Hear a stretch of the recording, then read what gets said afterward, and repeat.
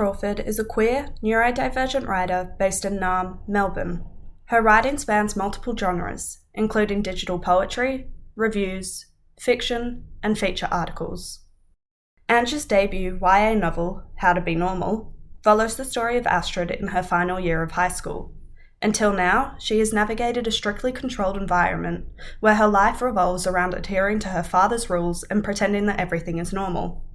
Exploring themes of coercive control, coming of age, and self-discovery, this debut addresses relevant issues with a blend of insight, empathy, and skillfully crafted humour.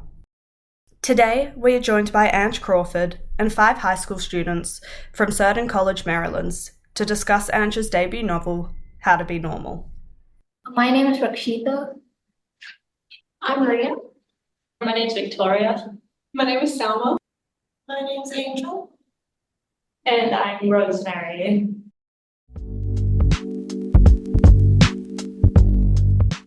So, did you find it challenging to cover the complexities of subtle manipulation, and how did your own experience of with coercive control influence your writing? Thanks, Salma. That's a great question.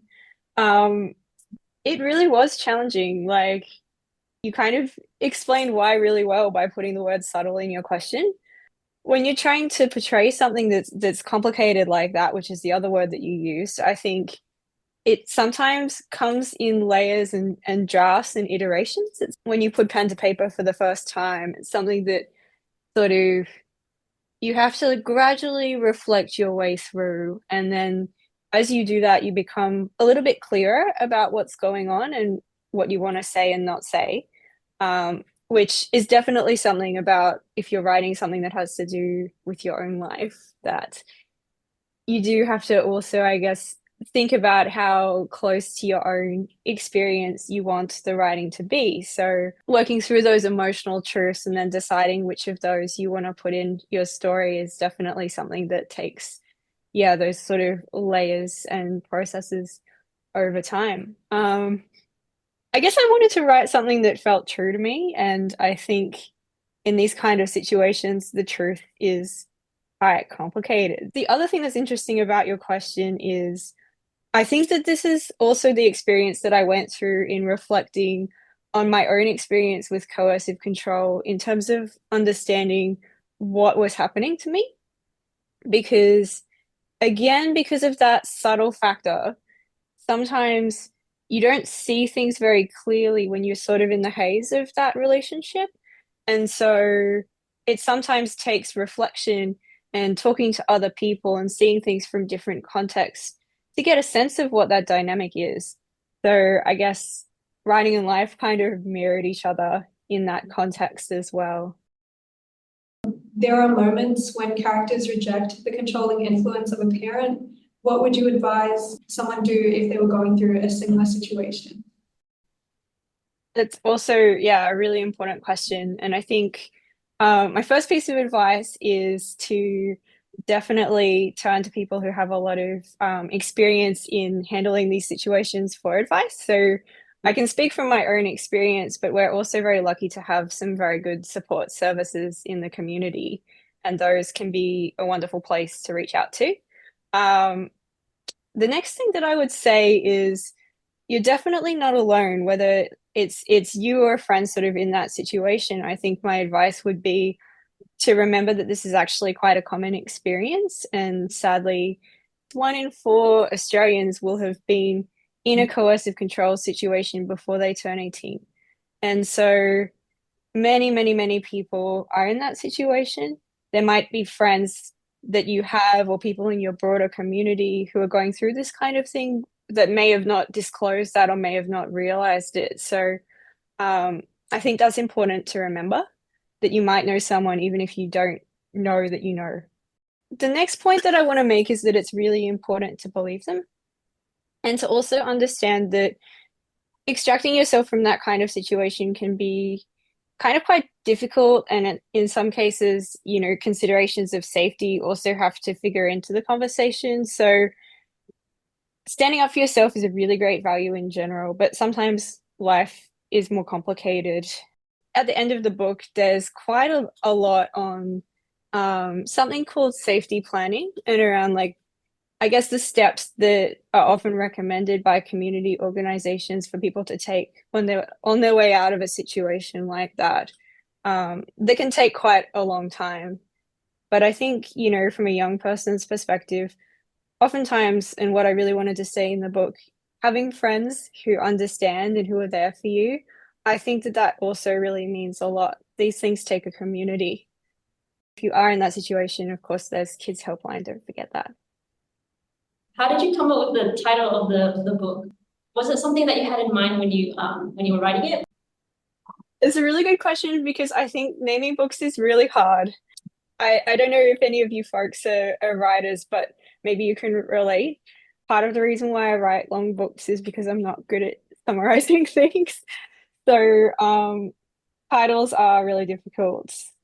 The name How to Be Normal actually came from the fact that in the first draft of this book, I'd been thinking about doing like sort of tongue-in-cheek titles about the things that Astrid was going to learn as she went to, a real school, how to like be in a sports carnival or, how to catch the bus and all of this kind of stuff. And so I'd had like all of these little subtitles with those things that she was learning, and How to Be Normal came from that. And then it got stuck and I tried a few times to think of other names, but I don't know, just by that point it fit. And I think it still describes what the book is about, even though like that step of the drafting sort of disappeared over time. Where did Astrid's interest in music come from, writing-wise? Astrid's interest in music probably came from my interest in music. It's very hard sometimes, I think, to like tease those two things apart, right? Like when you're working with a character, you're making a person that's gonna like think and feel differently from you, but then also you're spending a lot of time with that person, and so you end up having things in common. I always knew I wanted to write a character who loves music because I really love music, and it was a really big part of my experience of being in high school. So I just couldn't really imagine that situation without, a bit of a soundtrack. One of my favorite things about writing is that it gives you a really good excuse to learn about something that interests you. And at about the same time that I was writing How to Be Normal, I was starting to learn about playing synthesizers. And so I was kind of learning how to do that so that I could be true to what Astrid was doing, but I was also having a great time. And I did a course in synth and it was totally for research, but yes, I was having a great time.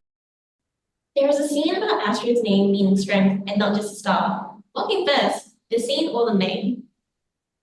Thanks for mentioning that scene. It was one of my favorite to write. And I'm going to tell you why. So Astrid kind of told me about this herself. I actually just really like the name Astrid and I wanted to use it. And just because of the shape of the word, right? The fact I think I mentioned in the scene that it sounds really similar to words like astral, like of the stars, right? So I just thought, oh, that must be what it means.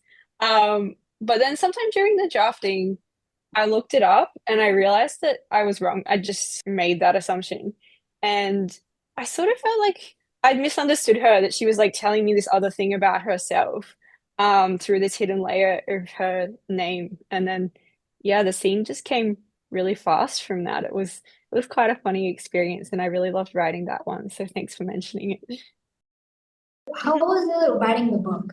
Was it smooth or did you encounter anything difficult or bumps along the way? I don't really know if anybody has what I would call to a smooth writing process. I keep hoping that that's going to happen for me one day. I started writing things when I think I was about 10 when I started like seriously trying to write longer pieces of work. And ever since then, and I'm 33 now, I have found that there's always bumps in the way.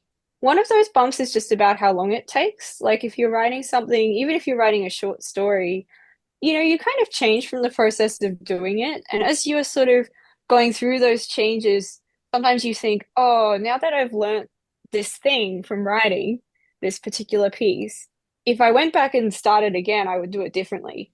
And because I'm quite like a thinker, I'm like, oh, I wish I'd sort of like, and then I'll like go back to that, and you can kind of get caught in a bit of a cycle where you're not finishing stuff because you're constantly thinking, gee, I really like now I've learned I could improve, so I'm going to do it again.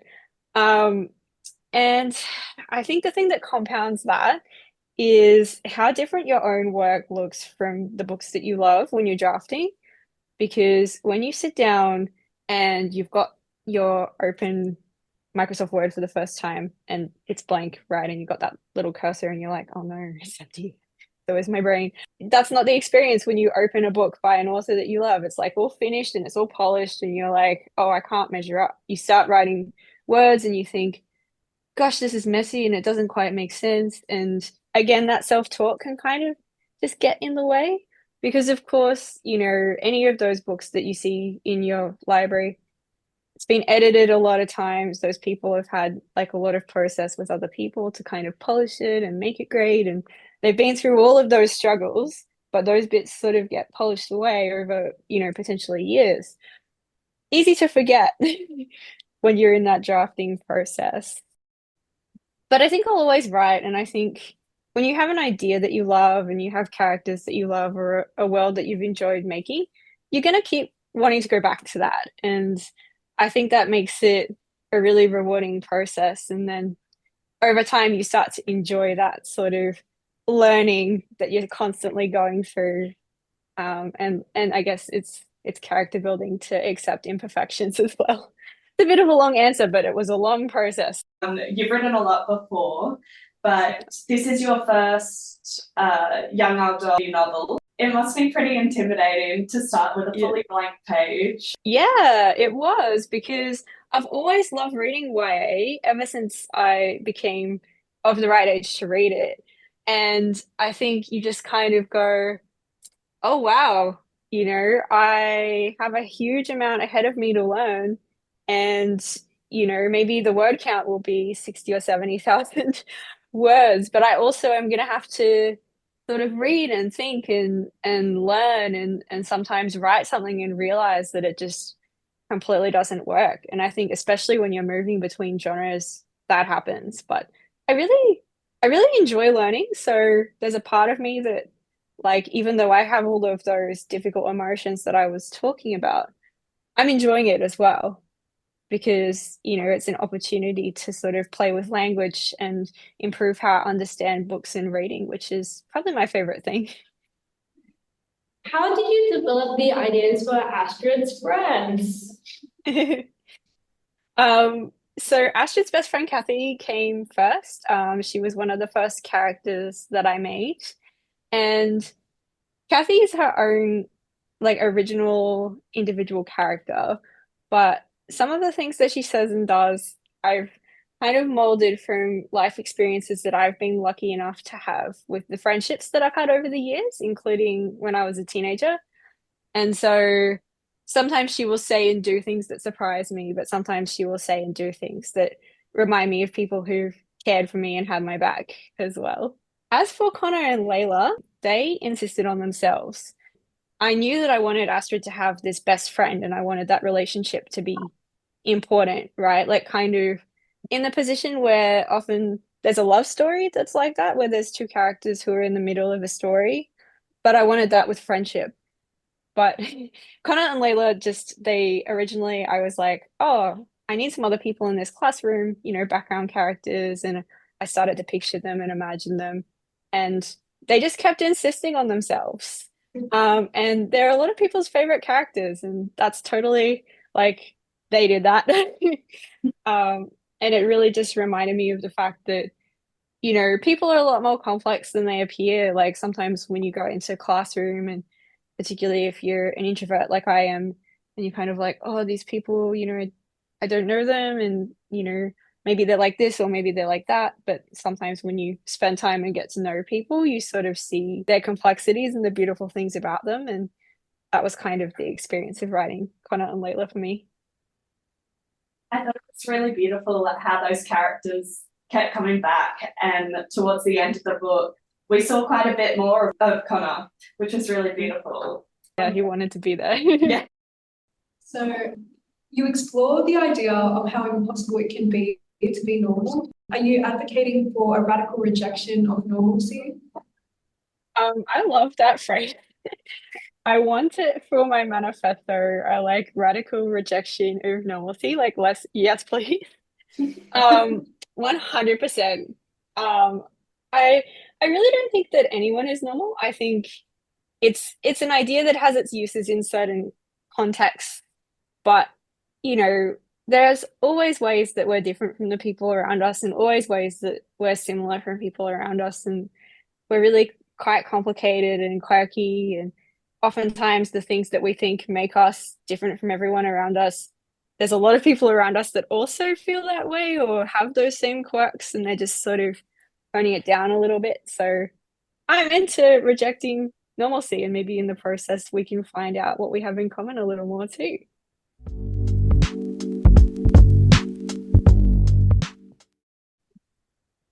Thank you so much, Cerdon College, for taking your time out of your school day and out of your lunchtime. And you asked the most amazing questions. You did. Very thoughtful. Thank you so much. I'm very honored.